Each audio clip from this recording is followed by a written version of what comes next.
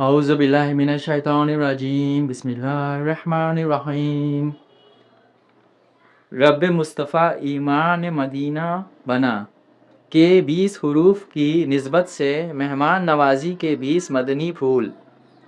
6 مز ایمان مصطفیٰ صلی اللہ تعالیٰ علیہ وآلہ وسلم۔ نمبر 1، جو اللہ اور قیامت پر ایمان رکھتا ہے اسے چاہیے کہ مہمان کا احترام کرے۔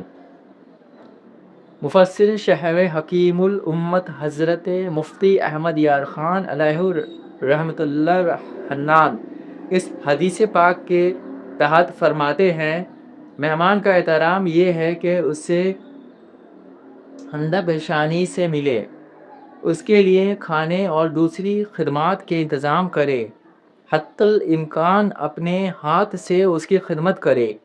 نمبر 2، جب کوئی مہمان کسی کے یہاں آتا ہے تو اپنا رزق لے کر آتا ہے، اور جب اس کے یہاں سے جاتا ہے تو صاحب خانہ کے گناہ بخش جانے کا سبب ہوتا ہے۔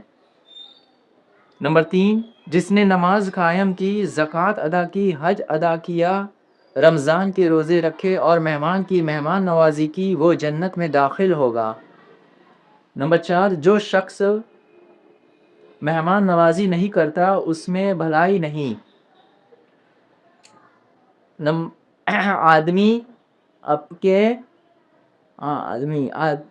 5، آدمی کے کم عقلی ہے کہ وہ اپنے مہمان سے خدمت لے۔ نمبر 6، سنت یہ ہے کہ آدمی مہمان کو دروازے تک رخصت کرنے جائے۔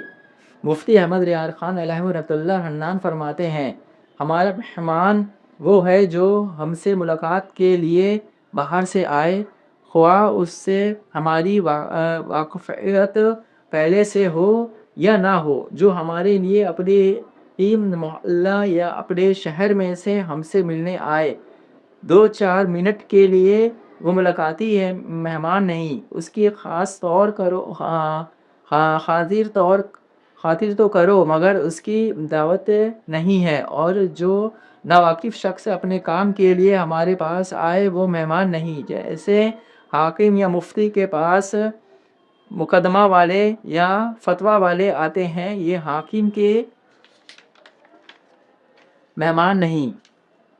مہمان کو چاہیے کہ اپنے میزبانی کے مصروفیات اور ذمہ داریوں کا لحاظ رکھے۔ بہار شریعت جلد 3 صفحہ 391 پر حدیث نمبر 14 ہے، جو شخص اللہ عز و جل اور قیامت کے دن پر ایمان رکھتا ہے وہ مہمان کا اکرام کرے، ایک دن رات اس کا جائز ہے، یعنی ایک دن اس کی پوری خاطرداری کرے، اپنے مقدر بھر اس کے لیے تکلف کا کھانا تیار کرائے، اور ضیافت 3 دن ہے، یعنی ایک دن کے بعد تکلف نہ کرے بلکہ جو حاضر ہو وہی پیش کر دے، اور 3 دن کے بعد صدقہ ہے مہمان کے لیے، یہ حلال نہیں کہ اس کے یہاں ٹھہرا جائے کہ اس حرج میں ڈال دیں۔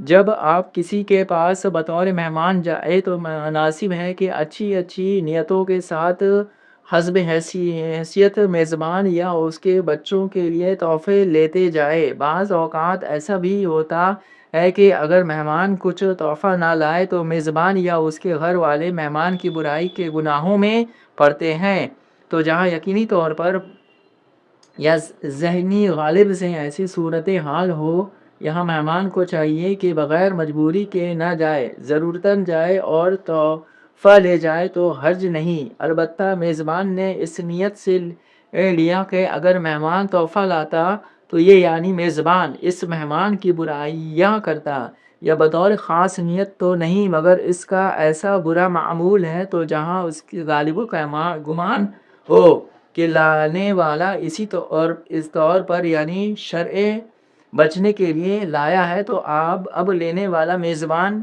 گناہگار اور غائب اور عذاب نار کا حقدار ہے، اور یہ تحفہ کے حق میں رشوت ہے۔ ہاں، اگر برائی بیان کرنے کی نیت نہ ہو اور نہ اس کا ایسا معمول ہو تو تحفہ قبول کرنے میں حرج نہیں۔ سدۃ الشریعہ بدرۃ الطریقہ حضرت علامہ مولانا مفتی محمد امجد علی اعظمی علیہ رحمۃ اللہ قویہ فرماتے ہیں مہمان کو 4 باتیں ضروری ہیں۔ نمبر 1 جہاں بیٹھایا جائے وہیں بیٹھے۔ نمبر 2 جو کچھ اس کے سامنے پیش کیا جائے اس پر خوش ہو، یہ نہ ہو کہ کہنے لگے اس سے اچھا تو میں اپنے ہی گھر کھایا کرتا ہوں، یا اسی قسم کے دوسرے الفاظ۔ نمبر 3 بغیر اجازت صاحب خانہ یعنی میزبان سے اجازت لیے بغیر وہاں سے نہ اٹھے۔ اور نمبر 4 جب وہاں سے جائے تو اس کے لیے دعا کرے۔ گھر یا کھانے وغیرہ کے معاملات میں کسی قسم کی تنقید کرے، نہ ہی جھوٹی تعریف۔ میزبان بھی مہمان کو جھوٹ کے خطرے میں ڈالنے والے سوالات نہ کرے، مثلا کہنا ہمارا کھانا کیسا تھا، آپ کو پسند آیا یا نہیں۔ ایسے موقع پر اگر نہ پسند ہونے کے باوجود مہمان مروت میں کھانے کی جھوٹی تعریف کرے گا تو گناہگار ہوگا۔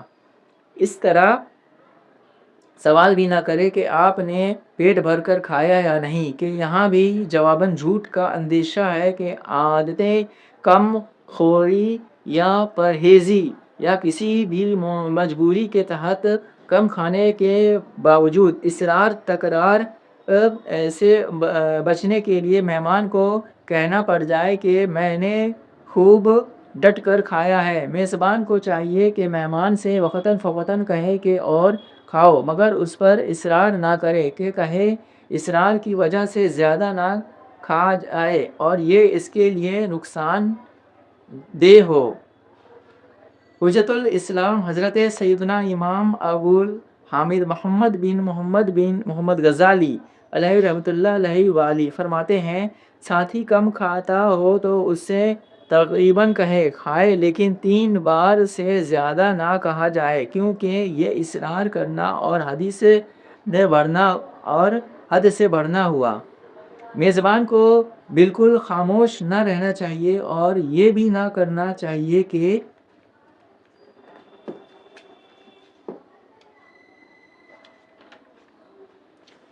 کھانا رکھ کر غائب ہو جائے، بلکہ وہاں حاضر رہے۔ مہمانوں کے سامنے خادم وغیرہ پر ناراض نہ ہو۔ میزبان کو چاہیے کہ مہمان کی خاطرداری میں خود مشغول ہو، خادموں کی ذمہ اس کو نہ چھوڑے، کہ یہ حضرت سیدنا ابراہیم خلیل اللہ علی نبینا و علیہ الصلوۃ والسلام کی سنت ہے۔